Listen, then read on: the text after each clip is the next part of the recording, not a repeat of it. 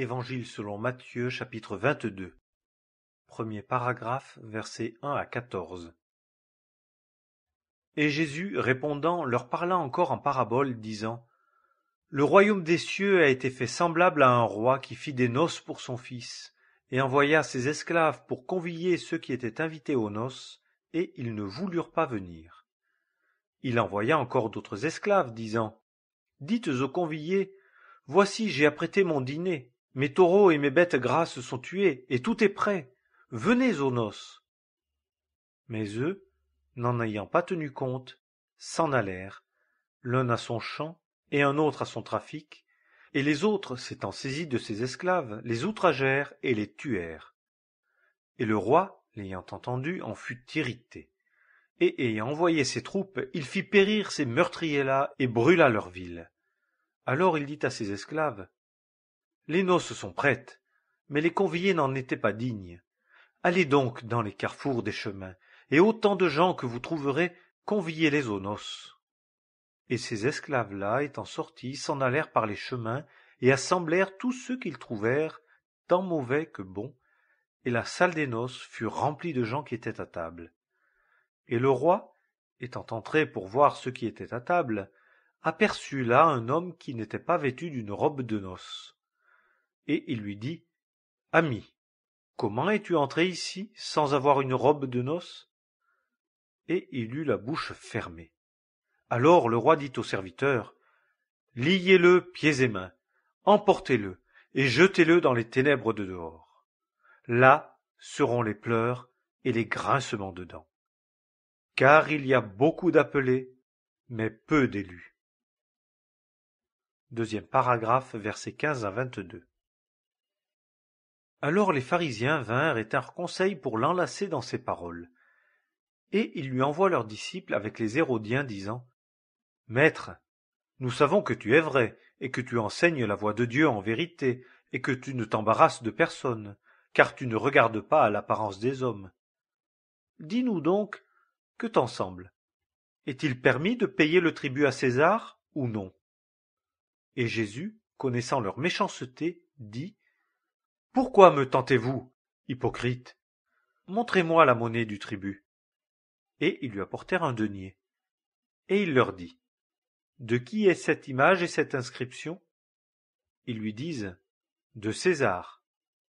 Alors il leur dit: Rendez les choses de César à César, et les choses de Dieu à Dieu.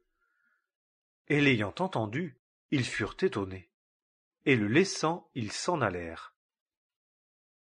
Troisième paragraphe, versets 23 à 33.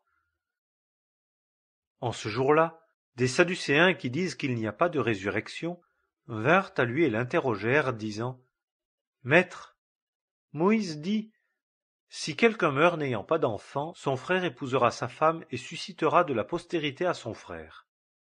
Or il y avait parmi nous 7 frères, et le premier s'étant marié mourut, et n'ayant pas de postérité, il laissa sa femme à son frère.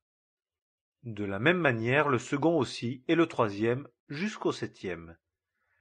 Et après eux tous, la femme aussi mourut. Dans la résurrection donc, duquel des 7 sera-t-elle la femme, car tous l'ont eue? Et Jésus répondant leur dit: Vous errez, ne connaissant pas les Écritures, ni la puissance de Dieu. Car dans la résurrection, on ne se marie ni on n'est donné en mariage, mais on est comme des anges de Dieu dans le ciel. Et quant à la résurrection des morts, n'avez-vous pas lu ce qui vous est dit par Dieu, disant: Moi, je suis le Dieu d'Abraham, et le Dieu d'Isaac, et le Dieu de Jacob. Dieu n'est pas le Dieu des morts, mais des vivants. Et les foules, ayant entendu cela, s'étonnèrent de sa doctrine. Quatrième paragraphe, versets 34 à 40. Et les pharisiens, ayant ouï dire qu'il avait fermé la bouche aux Sadducéens, s'assemblèrent en un même lieu. Et l'un d'eux, docteur de la loi, l'interrogea pour l'éprouver, disant: Maître, quel est le grand commandement dans la loi? Et il lui dit: Tu aimeras le Seigneur ton Dieu de tout ton cœur et de toute ton âme et de toute ta pensée. C'est là le grand et premier commandement. Et le second lui est semblable. Tu aimeras ton prochain comme toi-même. De ces 2 commandements dépendent la loi tout entière et les prophètes. 5e paragraphe, versets 41 à 46. Et les pharisiens étant assemblés, Jésus les interrogea, disant: Que vous semble-t-il du Christ? De qui est-il fils? Ils lui disent: De David. Il leur dit: Comment donc David, en esprit, l'appelle-t-il Seigneur, disant: Le Seigneur a dit à mon Seigneur: Assieds-toi à ma droite jusqu'à ce que je mette tes ennemis sous tes pieds. Si donc David l'appelle Seigneur, comment est-il son fils? Et personne ne pouvait lui répondre un mot, et personne depuis ce jour-là n'osa plus l'interroger. Évangile